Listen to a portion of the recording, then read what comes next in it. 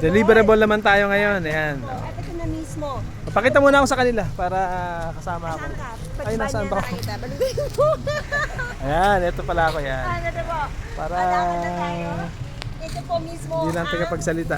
deliverable units. Kapag po bumili po kayo rin sa OPA na kagandahan, marami na po units ang ginagawa. Kaya nagre-reserve ka pa lang. So ito, binil, sinasabi nila binil, madaling palitan. Na mapaayos ka agad at mapabilis ang turnover. Ganito po yung deliverable. Meron na po siyang binil tiles. Ayan. Ayan ang ganda. Ang lawa! So ito na po yung living area mo, dining area, ano na yung kitchen, countertop, at meron na rin siyang cabinet. At maganda ito yan. na po yung ating very spacious din po ang ating pong functional toilet. Ayan.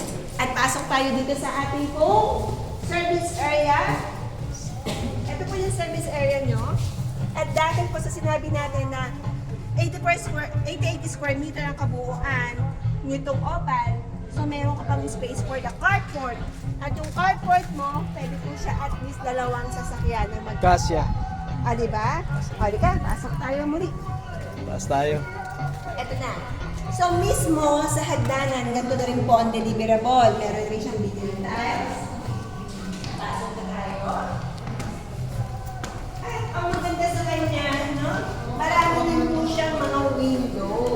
Para yung natural air and natural lights na pumapasok lang sa mga bawat room. So, ito po yung isang ating common room. Ayan. Ganda ang lawak. At ito pa ang ating mo another room.